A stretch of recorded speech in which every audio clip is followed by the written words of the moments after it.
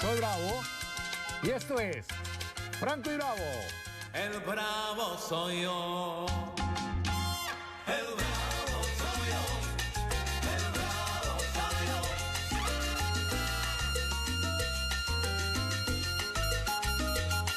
El bravo soy yo. El bravo soy yo.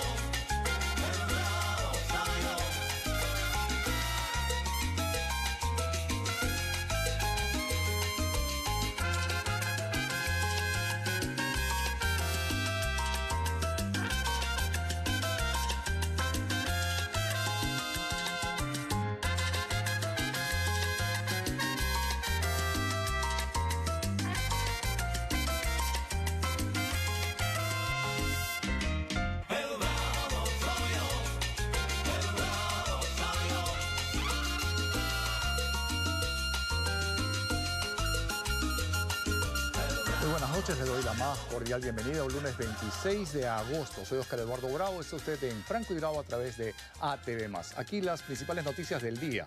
El ministro de Desarrollo e Inclusión Social, Julio De Martini, confirmó que habrá cambios en el gabinete ministerial y que se fusionarán 4 ministerios para quedar solamente 2. Uno de ellos sería la de integración del MIDIS, que él preside, y del Ministerio de la Mujer. Por otro lado, César Acuña, el gobernador de La Libertad, no da pie con bola. Al preguntársele por qué, según cifras oficiales, su región tiene la menor inversión en seguridad, de 10 millones de soles que tiene, solamente ha gastado 1. Solo atinó a responder que el gasto de la región parece Lavallejo, está en baja, en alusión a su club de fútbol. Y ojo con este dato. Hoy, en el Día del Adulto Mayor, el Instituto Nacional de Estadística e Informática reveló que la mitad de los ciudadanos que superan los 65 años carece de una pensión, incluyéndose en esta cifra a los beneficiarios de pensión 65. Mientras tanto, la actividad gastronómica registró un incremento de 4.67% en el mes de junio como resultado del mejor desempeño de los negocios de comidas rápidas, pollerías, restaurantes, chifas, café, sangucherías, carnes, parrillas y afines, los que incluyen promociones y pagos por aplicativos. Y se le viene el karma. El fiscal José Domingo Pérez Gómez insistió en su pedido ante el Poder Judicial para que ordene al Ministerio Público el cese de una investigación que se le sigue por presunto delito de enriquecimiento ilícito. Y las cosas están picantes en el Poder Judicial y en la Fiscalía de la Nación.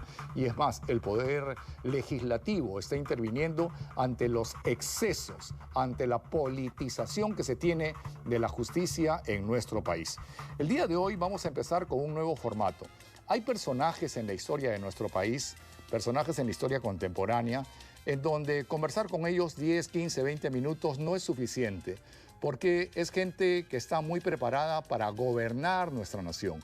Es gente que ha hecho muchos méritos, es gente que piensa, es gente que aporta, es gente que busca el engrandecimiento de nuestro país. En ese sentido, Hernán Garrido Leca inaugura este ciclo de entrevistas que estamos haciendo, en donde en todo el programa ustedes tendrán un mayor acercamiento al otro lado del personaje público. Hernán Garrido Leca, muchos lo recuerdan como un político que fue ministro de Salud y de Vivienda durante el gobierno de Alan García.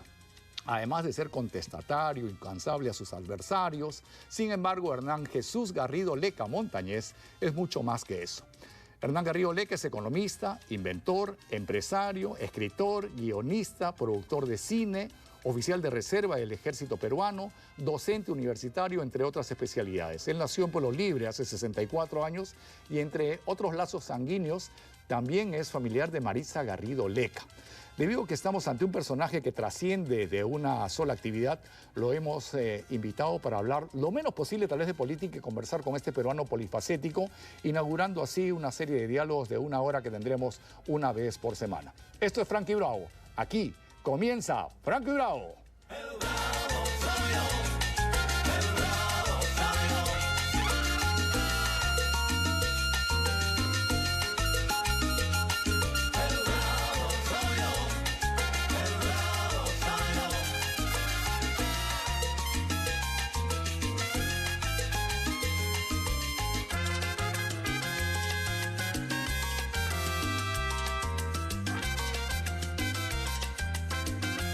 Bien, hemos cambiado de escenografía también para tener un diálogo mucho más cercano en esta hora en que vamos a estar conversando con un personaje muy peculiar. Don Hernán Garrioleca. ¿Cómo estás, Hernán? Encantado de saludarte. Oscar Eduardo, gusto Un de verte. placer.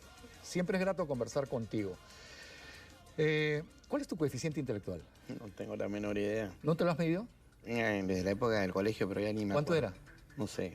Acuérdate, pues, tú sabes. Hacían experimentos conmigo, me acuerdo de eso, sí, me sacaban de la clase, pero la verdad que nunca me he preocupado de... Einstein tenía 160. ¿Estás por ahí? No tengo la menor idea, de verdad, no sé. No me daba el trabajo de... Porque tú eras el niño genio del salón. Eras el niño distinto. Siempre has sido el primer puesto, el chancón, el raro, el diferente en clases. Bueno, me sacaba buenas notas, pero justo ahora, el fin de semana, el sábado, tuve un almuerzo de mi promoción del colegio. Y creo que nunca, tampoco fui el nerd de la clase, ¿no? O sea, tenía muy buena relación con mis compañeros, me gustaba divertirme igual que todos, o sea, no... ¿Eras pelotero? ¿Perdón? ¿Eras pelotero? ¿Jugabas pelota? ¿Así? Contra pelotero, y ahí tienes una de las rarezas, el mundo se divide entre la U de Alianza y yo era hincha del Muni. Y soy hincha del Muni. Tú y tu viejo, nadie más. No, somos un montón. Pero mira, es que es bien importante en la formación de la personalidad de un niño que si opta por ser hincha del Muni. Te das cuenta porque ya eso dices, soy distinto al resto del mundo. La clase se dividía U Alianza, yo confieso que más pateaba para el lado de Alianza, pero decir que eras hincha del Muni ya era una diferencia, ¿no? Era diferente. ¿Y bullying? Porque siempre al gordito, al chancón, al estudioso, le cae la mancha, ¿no? No, ahí me las ingenié muy bien. Tenía un amigo que ojalá que esté viendo, Carlos Escusa, con el que estuve el fin de semana, que era él decía que era el Al Capone del colegio, ¿no? Y yo era el Consiglieri. Ah. Entonces, no pasaba nada. Nos llevábamos muy bien. No ha habido broncas, mechaderas en el colegio. No, muy pocas. nunca. Y eso que era un colegio de la Marina, donde... ¿Tú estuviste en la primaria en el Pestalozzi y en la Marina en el Liceo Naval? Los 12 años de colegio. Tu vida Los 12 años estuve muy feliz y fui ¿Y muy por qué, feliz ¿y por el qué en Liceo la Naval. Marina? ¿Por qué te metiste a ese colegio? ¿Qué pasó? Porque tenía 4 años, mi mamá quería meterme al colegio de todas maneras, me llevaron a un par de colegios y no me aceptaban porque sé que estaba muy chico. Mi mamá insistía, mi mamá después se hizo psicóloga. Y tenía un tío que falleció hace poco como vicealmirante, pero el liceo recién se creaba. Yo soy la primera promoción que hace los 12 años en el colegio. Y entonces me pusieron al Liceo Naval. Y cuando me quisieron cambiar, pues vivíamos en Chacaría y era lejísimos, el colegio quedaba en Bellavista, yo ya no me dejé cambiar. Mi hermano se dejó cambiar, yo no me dejé cambiar. Dije, no, yo me quedo en el liceo y creo que fue una gran decisión por los valores, el amor a la Marina, a las Fuerzas Armadas. Es una formación distinta que yo agradezco mucho. Y fíjate que mi primer libro, digamos, importante, que es Piratas en el Callao, en realidad es una recreación de varias cosas que pasaron en el Liceo Naval. Claro, es ficción, pero está inspirado en mi vida en el colegio, las visitas a Real Felipe, la relación con Grau, el combate del 2 de mayo, todas esas cosas para nosotros eran importantes. Un día le pregunté a mi papá, porque mi hermano y yo éramos muy distintos, y ya preocupado, pensando cuando yo tuviera hijos. Y le dije, ¿cuál crees que fue la diferencia? Y mi papá me contestó el colegio. La formación militar. Ni siquiera era una formación militar, pero eran los valores cívicos. Propio de una institución castrense, ¿no? Claro. Y por eso es que eres oficial de reserva. ¿Qué grado tienes? Soy coronel. ¿Cómo así has llegado a coronel? ¿Cómo un civil llega a coronel? Qué interesante. Eso empezó, en realidad, el antecedente más remoto es el terremoto del 15 de agosto del 2007. Yo era ministro de Vivienda. Y estaba en Ica y en Pisco y tomé una de las decisiones políticas más importantes de mi vida, que fue mudarme a Pisco. Como ministro de Vivienda creía que era el lugar donde tenía que estar. Los primeros días fueron terribles, era un desorden tremendo y yo llamé al presidente y le dije, sabes, presidente, esto no lo podemos manejar los civiles, tiene que entrar la Fuerza Armada. Hablamos con el comandante general y el que era el comandante general de la segunda región, que era Otto Guiowitz, se mudó a Pisco. Y puse orden, porque se robaban la comida, no teníamos suficientes ataúdes para enterrar a la gente, era una situación muy difícil. Y en esas conversaciones, Otto Guiowitz, en general, creo que empezó a madurar la idea y hablábamos mucho de cómo los otros ejércitos del mundo tenían una reserva. y él llega a ser comandante general. Claro. Y cuando llega a ser comandante general en el 2009, organiza el primer curso para oficiales profesionales de reserva. Y hacen una invitación extensiva. Mira, de mi promoción, que es la primera promoción, creo que el 90% eran del Leoncio Prado. Y yo era el único del liceo. ¿Con pero qué me grado invitan. saliste ahí? Ahí salí... ¿Capitán? No, ahí salí con el grado de mayor, porque si tú eras en ese momento, tenías un doctorado, salías como mayor. Si tenías una maestría, salías como capitán. Y si tenías un bachillerato, salías, o licenciatura, salías como No, teniente. no era necesario haber hecho CAEN. No, en ese momento no. ¿No has hecho CAEN? He hecho la Escuela Superior de Guerra, la acabo de hacer. Y de ahí empezamos a ascender. Y yo he servido en El Salvador, he servido en Barbados, en una misión. Ahora hemos hecho 7 misiones de un programa muy interesante que tiene el ejército y creo que se va a ampliar, que se llama New Hanchik, que consiste en ponerle energía, paneles solares, a los pueblos de menos de 150 habitantes, a los centros poblados de menos de 150 habitantes. Y este dato es importante para lo que viene, para el gran debate político que debe haber en el Perú. Una cosa es la pobreza y otra cosa es la pobreza extrema. La pobreza la resuelve el mercado y prueba de ello son los 5 años del segundo gobierno del presidente Alan García. Hubo crecimiento, la pobreza disminuyó 2 puntos. El problema es la pobreza extrema. El Perú tiene 94.000 centros poblados y 85.000 tienen menos de 150 habitantes. Ponerle agua y desagüe o energía a un centro poblado de menos de 150 habitantes cuesta entre 4 y 10 veces más que uno de 2.000. ¿Cuál es la consecuencia de eso? El Estado no llega. Nadie llega.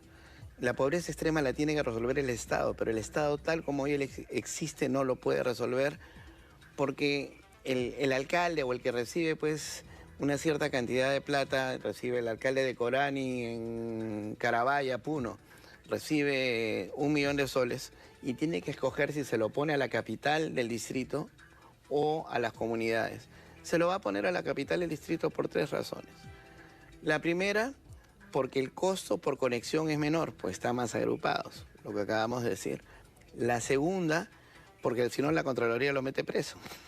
Y la tercera, porque son más votos.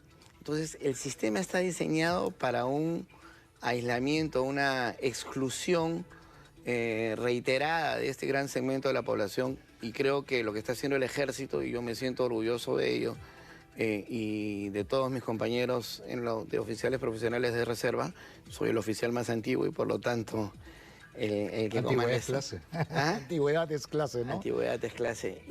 ¿Puedes llegar a general?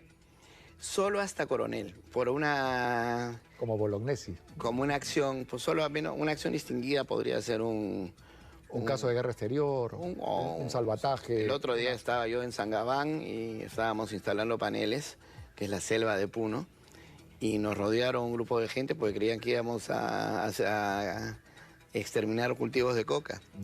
Y en la primera misión que tuve, que fue poco después de los problemas que hubo en Puno, estábamos en un pueblo Buenavista, en la provincia de Azángaro, en Puno, y llegamos con los paneles y nos rodearon inmediatamente, y yo lo que pensé fue Ushurajay 2. Nosotros uniformados, con los celulares nos preguntaban qué hacen acá, Dina asesina, es decir, fue una cosa, un momento tenso, y atiné a hacer una bromita en quechua, no me acuerdo qué dije, y se relajó la cosa, hablamos con el presidente de la comunidad, le pusimos el primer panel y ha sido una revolución. O sea, empezamos en Azángaro, hemos continuado en Es que el quechua Carabaya, es dulce. Melgar. El quechua es dulce, el quechua es Bueno, cariñoso. el programa se llama Ñujanchik y esto es bien interesante. En castellano yo digo nosotros, y puede ser nosotros los oficiales profesionales de reserva o nosotros los amigos que nos hemos Esto abarca reencontrado hoy. todo. En quechua, si yo digo Ñujaiku, es nosotros excluyéndote a ti. Yo digo Ñujanchik, es nosotros incluyéndote a ti. Por eso el programa se llama Ñujanchik, nosotros con ustedes incluidos. Es más, has hecho una marcha. Han musical. hecho... ¿Has participado en ello?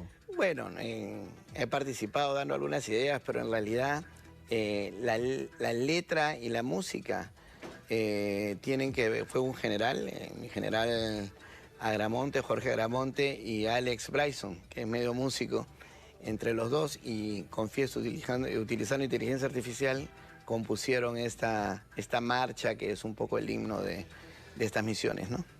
Una de las peculiaridades también de tu vida es el hecho de ser un inventor. Has inventado y tienes muchas patentes. Tienes aquí un producto, por ejemplo, el más famoso tal vez es el de la cubeta de hielo. Sí. Cuéntanos en qué consiste este invento. A ver, normalmente esta es una cubeta de hielos. Nosotros lo ponemos en la refrigeradora, se congela, y tú lo sacas y le echas un poquito de agua y empiezas a hacer así, ¿no? Sí. Lo volteas y cuando tuve el primer chispazo lo traté de poner en una cubeta, no una cubeta, una especie de baldecito donde tú pones para después servirte, sí. Y se me cayeron los hielos, pisé uno, me caí al piso y allí pensé, ¿cómo es posible, era el siglo XX todavía, el 96, que no hayamos resuelto este problema? Ya es prácticamente el siglo XXI. ¿Cuál fue la solución? La solución fue ponerlo en la tapa, deslizable, ¿no? Y lo que pasa es que si tú te fijas, acá, yo aprieto acá y por la forma solo sale un hielo. Oh, entonces no, acá sale el otro. No pierde los demás. Todos los hielos salen uno por uno. Y nada, me gané el Premio Nacional de Inventos acá. Y ahí viene una cosa importante.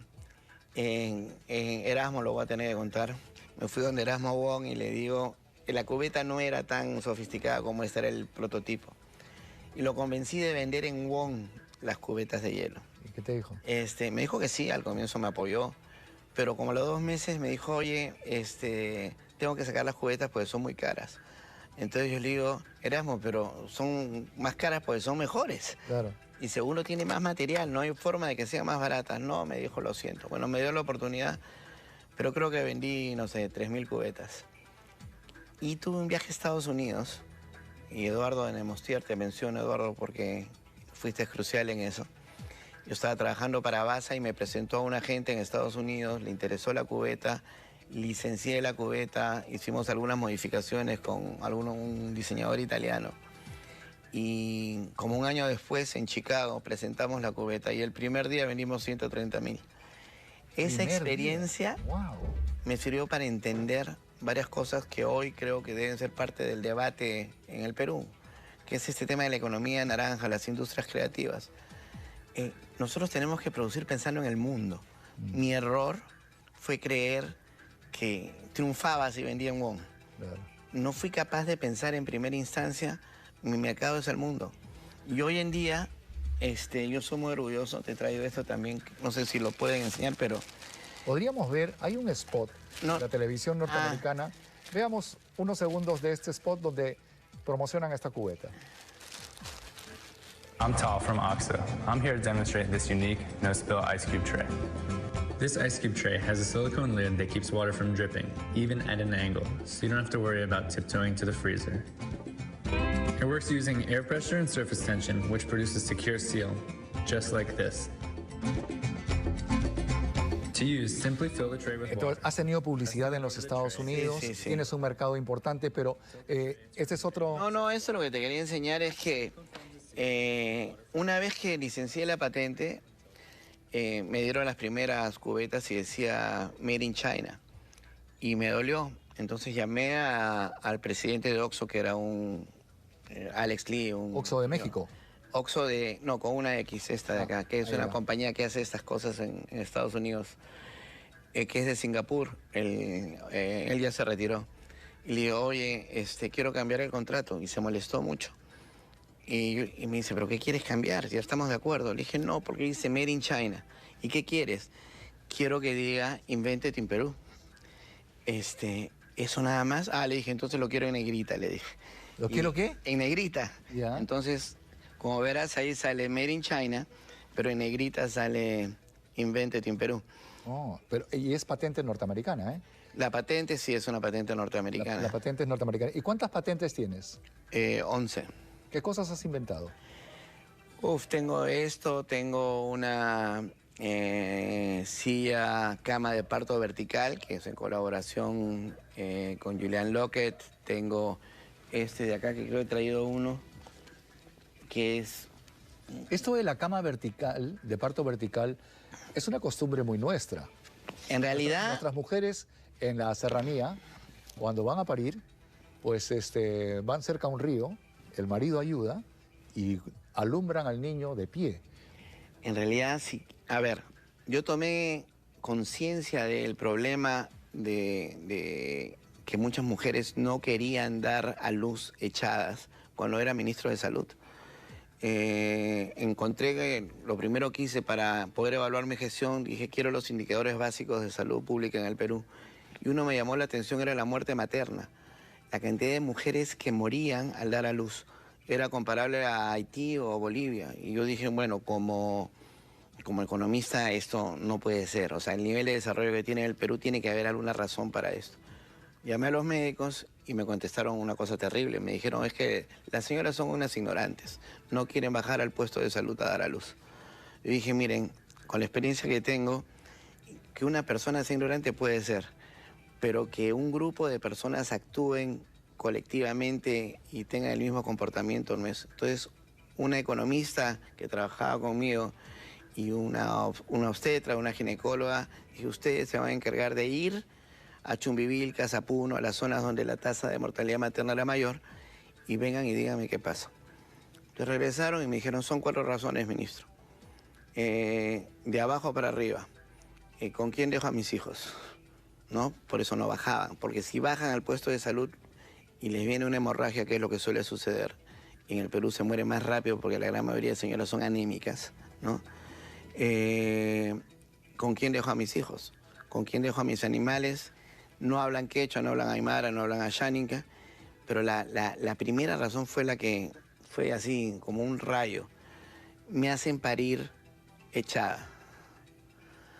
Y en ese momento pensé, claro, o sea, ¿cuál es la posición ergonómica natural para que una mujer dé a luz? Y es en cuclillas o en posición vertical. O sea, si está echada, la mujer está empujando contra la gravedad. Claro. Pues tenemos el video de esta... ¿Cómo se llama la cama? ¿Cama vertical? Cama de parto vertical, la produce Metax, a quien con Julián Lockett, padre e hijo, hice el desarrollo. Ahí estamos viendo. Y ahí está, sí, sí. Okay. Entonces, se pone en forma vertical. Se pone en forma vertical y le permite... Pero mira, empecé a investigar y durante 15 millones de años las mujeres dieron a luz en posición vertical. Y tengo un registro en Mesopotamia, en China, en la cultura moche, hay huacos retratos. Claro. Con lo que tú decías, el marido detrás o una partera ayudando. ¿Y ha tenido éxito este invento? Sí, claro. En África se ha vendido, se vende en el Perú. Ahora que hablas de África, vas mucho a África. A Sudáfrica, ¿no? No. En Sudáfrica nunca he estado. Voy al África. Hoy día me han contratado, me han dicho, me van a contratar, pero era Nepal. ¿Por qué viajas tanto? ¿Por qué te vas tan lejos? Nadie es profeta en su tierra, pues. No, es una experiencia importante. ¿Asesoras al gobierno de África?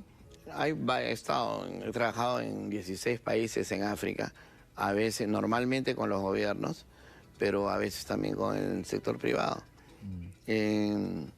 Algunas veces son experiencias peruanas, por ejemplo, obras por impuestos que se desarrollaron en el segundo gobierno del presidente Alan García.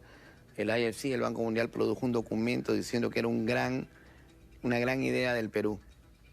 Y conocí al presidente de Angola, que ahora ha sido reelegido. No estaría muy de moda porque es fanático de Cueva, así lo conocí, de Cristian. Y le hablé de esto y se interesó. Entonces, trabajé con el Ministerio de Economía allá y han hecho una cosa parecida, ¿no? Entonces, muchas de las... En el África ven a América Latina y al Perú con muchísima simpatía y te sorprendería el respeto que nos tienen, ¿no? Es más, hay cultivos ahora de yuca, de papa y hay consumo de cuy en el África, ¿no? Bueno, ha salvado mucho la alimentación en África el cuy. La relación entre África y el Perú es muy interesante. Yo llegué a Ghana, a Guinea, perdóname, a Guinea y estaba hablando con el presidente de Guinea en ese momento y me estaba explicando y hay varias etnias allá y una son los mandinga. Entonces le dije, mire qué curioso, en el Perú dicen el que no tiene de inga, No tiene tiene de de mandinga. Y me dijo eso. Entonces empecé a ver y claro, en la época de la esclavitud, una de las etnias que vino al Perú, que venía vía Cartagena, eran los mandinga. Los mandingas, ¿no? Entonces empezamos a intercambiar música y la música era muy parecida. Yo terminé escribiendo una novela que se llama De regreso a Timbuktu, que es un poco, son 3 historias, una dura 5 días, otra dura 5 años y la otra dura 50 años, pero están entremezcladas. Y es una excusa para hablar de la afrodescendencia, de la historia de los afrodescendientes en el Perú. Estamos conversando con don Hernán Garrido Leca, economista, inventor, escritor peruano, que nos cuenta todo lo que ha significado este crecimiento intelectual. ¿Qué otros productos has podido patentar que tienen consumo masivo? ¿Tienes alguno de ellos acá? Acá hay otro. ¿Qué es Este es un desarrollo que hice hace no mucho con Luis Camuso, un gran amigo mío, que es un lápiz, le llamamos biopencil, está hecho de algas. Cualquier lápiz que tú tienes que están hechos de madera es terrible. Yo desde chiquito tenía un trauma con eso, porque se hacen de cedro rojo usualmente. Y para hacer un lápiz, el árbol tiene que crecer entre 12 y 14 años, lo cortan y lo convierten en un lápiz. Yo no tengo problema con cortar un árbol para hacer una mesa, un mueble, pero cortar un árbol de 14 años para hacerlo polvo en 2 semanas era un poco un trauma. Y mira lo que es como la investigación y desarrollo. Lucho Camuso y yo estábamos buscando reemplazar la baquelita que tienen los celulares por algo que sea biodegradable, porque todo el mundo dice el plástico. El plástico es un problema del siglo XX, el problema del siglo XXI son los electrónicos. Nadie lo dice porque todos estamos usufructuando de la tecnología, pero tarde o temprano va a haber un problema. Entonces estábamos buscando hacer las planchas donde se ponen los chips de un material biodegradable y estábamos trabajando con algas, que ya habíamos hecho varias cosas con algas. Y se doblaba, nosotros resolvíamos el problema y estábamos sobre la mesa, empezamos a ver y salió la idea, ¿por qué no hacemos lápices? Entonces dijimos, bueno, vamos a hacer lápices de algas. Fuimos a México a ver la empresa más grande de algas, fábrica más grande de lápices en el mundo que está en México. Regresaron, yo no fui y era pues una inversión tremenda, contaminante. Dije, bueno, si queremos hacer algo pro ambiente, no podemos hacer eso. Y se nos ocurrió una idea importante, que es que solo contratar mujeres mayores de 50, la madera por algas cultivadas, y aquí en la punta, y eso es lo bonito, hay semillas de aguaymanto. Entonces cuando tú terminas de usar el lápiz, lo siembras. Entonces el eslogan de la compañía es ¿por qué matar un árbol si puedes dar la vida a uno? Ok, o sea, termina el uso del lápiz, lo pones en una maceta y No, lo siembras. o siembras en la tierra y sale el árbol. Sale. Yo he comido arándanos de tu lápiz. De mi lápiz. Bueno, esto lo ha comprado Naciones Unidas, National Geographic, las universidades, varias empresas. ¿Has hecho dinero con tus inventos? Sí, yo creo que... ¿Has ganado más con tus inventos que con tu profesión? No. Bueno. Pero sí he ganado bastante... O sea, he tenido buenas cifras con los inventos, porque ahí es otra cosa, que a quienes estén pensando en inventar algo, todos los inventores piensan que tienen que ellos producir lo que han inventado. Y yo he visto a muchos fracasar en eso. Yo el consejo que le doy a quienes inventan algo es: el negocio es seguir inventando, licenciar la patente, recibir tus regalías y continuar.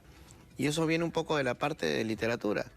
Si quieres, entro a eso. ¿Eres escritor? ¿Cuántos libros has hecho? ¿12? Más. No, 20, ¿no? No, como 25, 30. Por tu inquietud de adolescente era ser literato, ¿no? Fueron tus papás los que te dijeron que tenías que estudiar, otra carrera. Mi papá que y la mi mamá me literatura, pero decían... al final te sacaste el clavo en San Marcos, ¿no? Sí, claro, hice la maestría en literatura en San Marcos, pero mis padres me decían te vas a morir de hambre. Es más, yo trabajaba en apoyo con Felipe Ortiz de Ceballos y me cruzaba y trabajaba a veces con Alonso Cueto, y Alonso me decía, la literatura es a tiempo completo y dedicación exclusiva. Y yo dentro de mí me decía, voy a hacer las dos cosas, voy a hacer las dos cosas, voy a hacer las dos cosas. Estudié economía pero empecé a escribir en la universidad. Mi primer libro lo publico cuando estoy en la Pacífico, que eran 500, se vendieron creo que 20. Pero después viene Piratas en el Callao, empiezo a producir, me empiezan a traducir. Pero este año, y estoy bien contento, he hecho algunas cosas distintas. Número uno, me sacaron mi primer libro en quechua, que es en quechua por este lado y en castellano por este, que ha sido increíble estar en Puno, en algunos sitios en la sierra, con las misiones de los, como oficial. Es una obra bilingüe. Es una obra bilingüe y además en cómic. En cómic.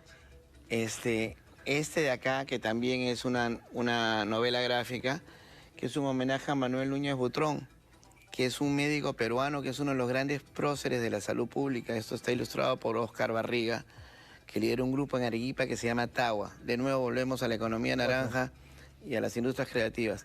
Estos 4 chicos exportan cómics a Canadá, Emiratos Árabes Unidos, Turquía y Corea del Sur, desde Arequipa. Es decir, han entendido que su mercado es el mundo. También has hecho libros para ciegos. Esta es quizá mi mayor satisfacción como escritor. Lo he traído para que lo veas, este es el mío, por si acaso. Pero una editorial, que lidera Isabel Ramos, me propuso llevar mis libros, traducirlos al braille. Interesante. Y tú sabes que era uno de mis sueños. Yo en realidad siempre y se me presentó la oportunidad y dije sí. Y lo más increíble fue que me invitaron al colegio Luis Braille, que es un colegio que tiene 83 años, y fui con el presidente de la Unión Nacional de Ciegos, que es una institución que tiene 93 años, y era exalumno del colegio. Y bueno, fui a hablarles un poco y en eso me dieron una sorpresa. 2 niñas me leyeron mis cuentos, hasta ahora me emociono. Y sabes lo que es que tú has escrito algo, claro, y viene una niña y te lo lee, eso fue alucinante. Qué motivo. Es una de las grandes experiencias por de vida. Supuesto. Es parte de tus aportes. Bueno, hemos hablado de tus inventos, hemos hablado de escritura, ahora viene lo bueno. Vamos a hablar de política, ¿ok? Que es un tema en el cual también estás metido, ¿ok? Has estado muy cercano a Alan García, has estado en el Partido Aprista, tienes una presencia política importante. Yo no sé si vas a ser o no candidato a la presidencia, ahora me lo contarás, pero será cuando volvamos. Los invito a que no cambien de canal. Cuando regresemos vamos a seguir hablando con el doctor Hernán Garrido Leca. Esto es Franco y Bravo en ATV. Ya volvemos. El bravo soy yo. El bravo soy yo. El bravo soy yo.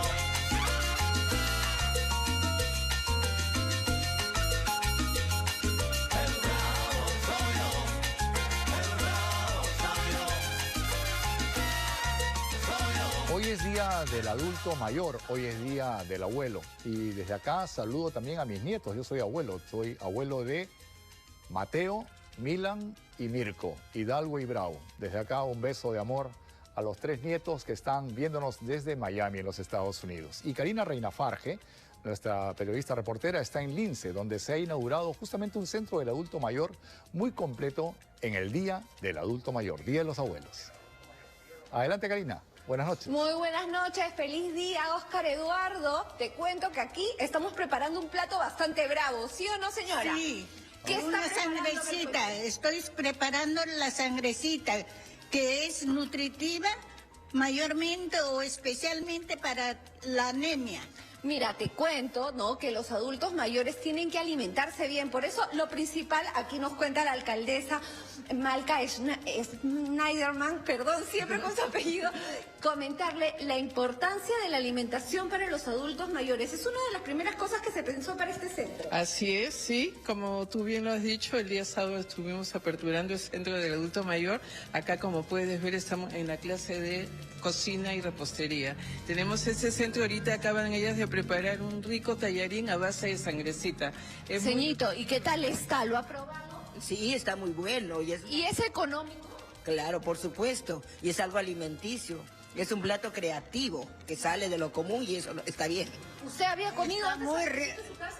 Yo sí, a veces yo lo preparo. Porque yo solamente había comido sangrecita en el desayuno así en Sale así, no me sale así. Pero mira, esta es una idea para los adultos mayores. Señora, feliz día a todas, pero te cuento, Oscar, ¿no? Que aquí también se baila. Vamos a avanzar con la alcaldesa. Alcaldesa, son 6 pisos. Vamos a dejar pasar al camarógrafo. Son 6 pisos. ¿Qué talleres hay aquí?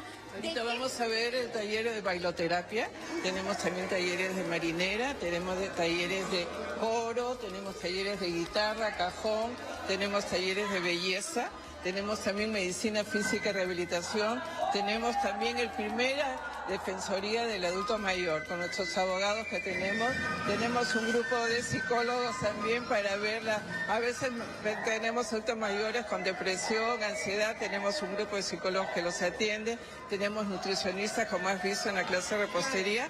Entonces, estamos ahorita con bailoterapia, están haciendo la danza de la selva, Y es que, Oscar, te comento, ¿no? Que justamente a nosotros nos parecía súper importante, por ejemplo, pensar en la defensa legal de un adulto mayor. Pero también es importante, ¿no? La salud mental de ellos. Por eso es que, por ejemplo, la señora nos cuenta que ellas vienen a bailar, todos los días vienen a bailar. Todos los días, señorita. ¿Y cuántas horas baila usted al día? Todo el día. Todo el día bailan. Yo no sé si tú tienes el mismo ritmo que ellas, pero míralas, bastante agilitas las vemos. No sé si tienes alguna pregunta en el estudio. Karina, tienes que bailar con las amigas, pues te agradezco este primer despacho que estamos teniendo a través de Franco y Bravo. Muchísimas gracias y vamos a estar en permanente comunicación todos los días con servicios, con despachos importantes desde cualquier punto de la capital. Muchas gracias, Karina. Estamos hablando con Hernán Garrido Leca, quien fue ministro de Salud, dirigente político, y estuviste en Harvard y en el MIT. Estuviste en la Universidad de Harvard y también estuviste en Massachusetts Institute of Technology, ¿sí? Sí. ¿Qué tal ese paso de estar en las universidades y en el instituto más importante del mundo? Bueno, es una experiencia también indeleble, ¿no? La oportunidad de alternar con gente que llega de todo el mundo, con ambiciones, muy preparada. Y de Harvard, una de mis, digamos, experiencias más ricas fue conocer a Thomas Schelling. El premio Nobel de Economía. Te quiere mucho, ¿no? Te ha dedicado libros. Sí, y usaba un paper mío durante 11 años como parte de su curso. Vino a Perú y bueno, él falleció. Fuiste alumno líder en Harvard. ¿Perdón? Comandaste un equipo importante en Harvard, ¿eh? Fuiste una Eh, especie de brigadier del salón. Bueno, estaba activo también en política, o sea, lo había hecho en la Pacífico, después llegué a Harvard y por supuesto organicé ahí a todos los latinos. Y Tom Schelling era un tipo muy interesante. Yo lo conocí cuando no era premio Nobel y yo le decía a mis compañeros, este va a ser Nobel. Y después vino al Perú y en un almuerzo estuvimos con una cena con su esposa y mi esposa.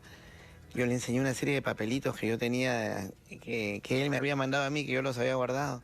Y me dice, ¿y esto? Le dije, yo sabía que ibas a hacer Nobel y me los había guardado. Qué buen ojo. Bueno, eso sí, MIT es una universidad distinta, es una universidad mucho más orientada a la ciencia y a la tecnología, a la innovación. Y creo que ahí viene la influencia que tuve después en el tema de las patentes. Y creo que fue una muy buena combinación. Bueno, estuve en San Marcos en literatura, ¿no? Eres un tipo que ha estudiado mucho. Actualmente eres rector de una universidad. No. ¿Ya no estás? Fui rector hasta... Estuviste en la UPAL, la Universidad Peruana Alemana. Fui rector hasta mayo del año pasado. Ya dejaste la universidad. Sí, la dejé. Yo en realidad entré ahí por Roger Amorús. Qué buen tipo, ¿no? ¿Qué tal? Gran tipo, un Gran tipo tipo, un tipo muy generoso. ¿Qué tal pérdida para el país de un hombre visionario? Y además de una historia de esas, yo la escribiría y la publicaría en como una novela gráfica, ¿no? Claro. Su madre lo saca de un sitio en la frontera tripartita entre Brasil, Bolivia y Perú, y se lo lleva en una canoa para que vaya a estudiar la megalópolis que era Puerto Maldonado. Y de ahí llega acá, cómo se abre camino, es una historia increíble. No, interesante, y de verdad que era un tipo muy generoso. Si en algo habría que definirlo a él, yo creo que la palabra es generosidad, porque, mira, él era de Puerto Maldonado y todos los alumnos de la UTP nacidos. Claro, que tenían Madre de DNI, Dios. estudiaban gratis en la UTP. Gratis. Sí, sí. Un día llegamos en su avión a Puerto Maldonado y nos ponen alfombra roja. Digo, wow, ¿qué tal la atención? Y el muchacho se emociona, lo abraza y llora. Y le dice, señor, le hago esta atención porque yo soy ingeniero aeronáutico gracias a él. Él me regaló los estudios. Sí, sí. No, Todos los nacidos en Madre de Dios estudiaban gratis en su universidad. Has estado y estás metido en política. Sí. ¿Desde chiquillo eres aprista? Sí, desde los 16. ¿Por qué? ¿Por tu papá? Mi papá era Tu papá era aprista. el médico de Víctor Raúl, ¿no? No. ¿O tenía una buena relación con él o era tu tío? Mi tío, el que también fue ministro de Salud, fue ministro de Salud en el segundo gobierno de Prado. Su padre fue ministro de gobierno en el primer gobierno de Prado. Y su hijo fue ministro de Economía en el segundo gobierno de la UNDE. De ahí vengo yo con vivienda y salud. O sea que en los últimos 50 años, 5 hemos servido al país, en La Paz. Ujú. Este oso de anteojos es de Machu Picchu. En realidad ella es de la zona de Amazonas, de Chachapoyas, y después se va a vivir a Lambayeque, a una reserva que hay ahí que se llama Chaparrí, que es un centro de rescate de osos, y es la personaje principal de mi última película, que es Milagros, una osa extraordinaria. ¿Cuántas películas has hecho? Animadas 4 y 2 documentales, ¿no? Uno sobre Justicia para Alan y otro sobre los 1214 apristas asesinados por Sendero Luminoso y el MRTA. Esta película que hiciste sobre Alan pegó muchísimo, se comentó muchísimo. Fíjate que no la hice, me acordaba de Alan cuando en el buen sentido dijo la plata llega sola, porque no la hice pensando en Dinero. Pero cuando estábamos avanzando vino un distribuidor y me dijo que la quería llevar a los cines. Me sorprendió, le dije, bueno, por supuesto. Y en los cines empezó a darse un fenómeno increíble, la gente se paraba, lloraba, aplaudía, y gente en todos los sectores. Yo la fui a ver al mall del Sur, porque no había entradas y mi esposa quería verla y entonces nos tuvimos que ir al Mall del Sur, que es lejísimo para nosotros. Y también fue increíble, pero aquí cerca, en el Óvalo Gutiérrez, en los cines, en el Cineplane de ahí, estaba lleno todas las noches. Fue una experiencia increíble, ¿no? Tú estuviste también cercano en algún momento a Luis Castañeda Locio. Sí. Es más, amigo. tú y yo tuvimos un contrapunto, porque Lucho se molestó contigo porque te fuiste de la agrupación, pero tú eres muy generoso, eres un gran amigo. Y cuando nos tocó trabajar juntos con Genaro Delgado Parker, a mí me emocionó mucho porque a pesar de la discrepancia que tuvimos, tuviste la generosidad de darme como un abrazo, la bienvenida, y como buen político y como hombre inteligente dijiste, lo pasado, pasado, amigos hasta viejitos. Y eso me dice mucho de tu persona. Y Alan también tuvo un gesto contigo, porque tú te peleas o no hablas bien de Alan. Y yo le pregunto a Alan García, le digo, presidente, ¿por qué ahora nuevamente con Hernán? Y me dijo, porque tal vez es el hombre más inteligente del país. Bueno. Y ese muchacho tiene que trabajar con nosotros porque tiene mucho para aportar al país. Fue una reconciliación interesante la tuya con Alan. Sí, tuvimos... yo estuve en el primer gobierno, él me nombró primero al Interbank, CEO del Interbank a los 25 años. Yo te conozco ahí como presidente de Interbank. Y vicepresidente ejecutivo. Y de ahí me hace negociador de la deuda a los 26. Y claro, era una relación, él me decía una palabra que solo él me decía, ideoso. Me decía, yo le digo, oye, tengo 26 años, cuando me presente ante los 300, 200 bancos que el Perú le debe plata, 19.000 millones de dólares, van a decir, ¿qué hace este chiquillo acá? Y me dijo una cosa bien graciosa, me dijo, mira, tengo 2 razones. Una te va a gustar y la otra no. Y yo le digo, a ver, empieza. Y me dice, el problema de la deuda externa no se va a resolver como se ha tratado de resolver hasta ahora. Tiene que ser algo distinto, tiene que ser algo que tiene que ser fuera de la caja. Y tú eres ideoso, por eso creo que tú eres la persona indicada. Le dije, ven. Y la otra, mira, de todos los que están acá, el que habla mejor inglés eres tú. Y bueno, yo la verdad que aprendí mucho del presidente García, me acuerdo de él todos los días. Yo cruzo la Javier Prado con aviación y no puedo dejar de pensar en él. Una vez en el 86, que yo era negociador de la deuda, me dice, vente a comer unas chirimoyas, pues para él casi todo era comida también. Sí. Y entonces cuando ya me estoy yendo de la oficina había estas pizarras blancas que ahora son bien comunes, pero en esa época no eran tan comunes. Yo tenía 26 años, ¿no? Él tenía 37. Y veo unos dibujos. Y yo le digo, ¿y eso? Me dijo, todo presidente tiene que tener sus pirámides. Y yo me reí, por supuesto. A ver, explícame. Y me empezó a decir, mira, esta es la Avenida de Aviación y esta es la Javier Prado. Acá va a estar la Biblioteca Nacional, acá el Gran Teatro. Me dijo, el Lincoln Center es un chancay de a medio, ya vas a ver lo que va a hacer esto. Entonces va a venir el tren eléctrico y la gente se va a llamar en esta estación de la cultura y el museo va a estar acá. Bueno, acabó el gobierno, pasaron 10 años terribles y más, y eso no fue realidad hasta el segundo gobierno. Igual que el Yo tren cada eléctrico. vez que paso por ahí, Claro. pienso en él, la visión que tuvo. ¿Lo extrañas? Sí, claro que sí. O sea, la verdad que... Y era un hombre inteligentísimo, ¿no? No, ¿Qué tal? como inteligente, memoria. Creo que era una relación además intelectual. O sea, ¿Cómo fue ese perdón? ¿Cómo fue ese acercamiento entre ustedes? Porque le picó lo que tú dijiste. claro que le picó. Y además, ¿Por qué lo dijiste? No, dije de todo. ¿Por qué? Yo tenía... A ver, era 1986-87. Yo veía que se acababan las reservas, que íbamos a tener un problema, que no se estaba manejando bien la economía. Y el problema empieza porque yo le digo que hay que negociar con el Fondo Monetario Internacional. Y él me dice, me parece bien. Y le digo, mira, no podemos, yo estaba de acuerdo con limitar el pago de la deuda al 10% de las exportaciones, pero le digo, no podemos seguir así, hemos acumulado reservas, tenemos que salir de esto. Entonces Michel Candesu era Entonces, el presidente del Fondo Monetario. Internacional. Entonces yo le digo, déjame hablar con él. Entonces le hice una propuesta que, basado en un poco estudiando la historia del fondo, como habían creado una facilidad especial cuando aumentaron los precios del petróleo, luego una facilidad especial cuando aumentaron los precios de los granos, de los cereales. Entonces me inventé el cuento de que esta era una nueva situación especial, que había un sobreendeudamiento de los países del tercer mundo y que había que dar una nueva facilidad especial. Y para acogerse a la facilidad especial tenías que tener tanto de per cápita, tanto de arrears, o sea, de retraso. Al final Nigeria y Perú eran los únicos dos que calificaban. Me dijo, genial, anda.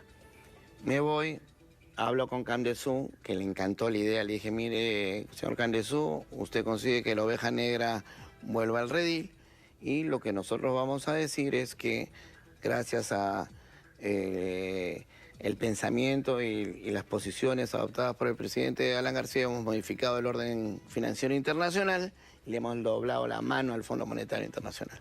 ¿Y? Si usted está de acuerdo, cada uno tiene su historia, y me dijo sí. Llamé al presidente y me dijo, regresa. Regresé, fui directo a Palacio y me dijo que había cambiado de opinión. Entonces ahí sí yo era chiquillo, pues él era el presidente. pero- Reventaste, te ardió. No, reventé porque le dije, daba la palabra del Perú, etcétera, y él me dijo, no, no es el momento. Bueno, renuncié. Y empecé a criticar la política económica. ¿Y por qué te perdonó? A ver, un día le pregunté, no es muy elegante la respuesta, ¿Qué te dijo? porque te necesito. Bueno, era un porque pragmático. la revolución esa que se llamaba de Generación en Marcha, había varios hijos de líderes apristas, Claro. y cuando en el segundo gobierno incluso yo quiero, nos amistamos después, él llega y dice que quiere ser candidato al Senado, yo le envío un correo, no habíamos hablado en 10 años, ¿ah? Y le digo, ¿cómo se te ocurre que vas a venir a ser al Senado? Tienes que venir a ser presidente del Perú. Claro. Porque a mí me habían preguntado una vez Uri Ben-Shmuel, en una entrevista en Oiga, que qué pensaba yo de Alan García. Y era chiquillo todavía, le había dicho, no me preguntes por Alan García porque no me quiero pelear con él. Y por supuesto, con la grabadora prendida en Oiga, le digo, Alan García podría ser el mejor presidente del Perú. Me dice, ¿cómo así? Si usted se ha dedicado a criticar la política económica. Si logra que lo elija por segunda vez, contesté. Y ese fue Era un una... hombre que corregía sus errores. No, no. Y entonces, Mira, el segundo gobierno del presidente Alan García ha sido el mejor gobierno de la historia del Perú. ¿cuánto O sea, no creo que crecíamos nadie- anualmente? No hay 7, ninguna 8, duda. 9% cada año. Y la pobreza se dio en 22%. Claro. Eso es una revolución. Mira, ahora lo que nosotros decimos en el APRA puede porque el APRA sabe. Nosotros tenemos el oficio para gobernar. Nosotros Pero no los somos han acusado, una panaca. Hernán, pero los han acusado mucho de corruptos a ustedes. A los Bueno, apristas. esa es la narrativa construida por quienes no llegaron al poder por las armas, fracasaron en llegar por las urnas y entraron por la puerta falsa.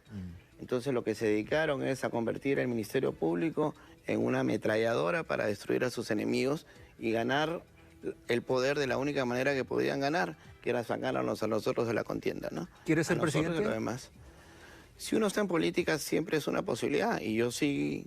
el APRA, ahí viene de nuevo, el APRA no es una panaca o un partido de empresa, ni tampoco parte de esta coalición o como dice La buen- panaca era la casta, la élite. de Claro, los cinco. la panaca real, digamos. panaca. O sea, si tú ves los otros partidos en APP, ¿quiénes son los candidatos? ¿Acuña o Acuña? En el Son Fujimorismo, familias. Fujimori o Fujimori. En Podemos, Luna o Luna. El APRA es un partido democrático, vamos a ir a unas elecciones internas en julio del año pasado, el año que viene, y ahí hay varios candidatos. Somos el único partido que puede ofrecer hasta 5 candidatos presidenciales. Mira, en este programa ya se lanzó Mauricio Mulder, ¿ah? Bueno, Mauricio Mauricio se ha lanzado. Carla, la hija de Alan, también. está muy bien. Ahora tú tienes la posibilidad de ser candidato a la presidencia. Precandidato. Precandidato. Nosotros vamos a elegir está Aurelio Pastor, está Jorge del Castillo. Mira, ningún partido puede ofrecer. Nosotros somos un equipo. O sea, no es. Y esto es un partido político. Eso es lo que por tienes qué que ¿Por qué entender. el APRA podría delegar en ti la responsabilidad de conducir al país? ¿Por qué el país tendría que confiar en Hernán Garrido Leca? Serías si es que te eligen, el tercer gobierno aprista. ¿Este sería el mejor gobierno de la historia si es que tú llegas a ser nuestro presidente? Por supuesto que lo que nosotros queremos es hacer el tercer gobierno tiene que ser mejor que el segundo. Eso es lo que nos hemos propuesto. Yo vengo del sur, he estado en Cusco el fin de semana y lo digo desde ya, la campaña del APRA va a empezar en el sur. Nosotros tenemos que ganar el sur y esa es una decisión que hemos tomado. Vamos a ir a pelear el sur detrás de las líneas enemigas, ¿no? Una campaña política es lo más parecido a una campaña militar. Sí, el sur rojo, el sur de Humala, al cual el APRA sí lo puede derrotar. Sí, claro que sí, ya lo derrotamos una vez y a ¿No es enemigo tuyo Humala? O sea, ¿es un enemigo fácil? Políticamente, digo, un contrincante, no digan enemigo. Son adversarios, ¿no? O sea, enemigos solo son los que están fuera del perímetro de la Claro que Constitución. sí. Los demás son adversarios son contrincantes. políticos.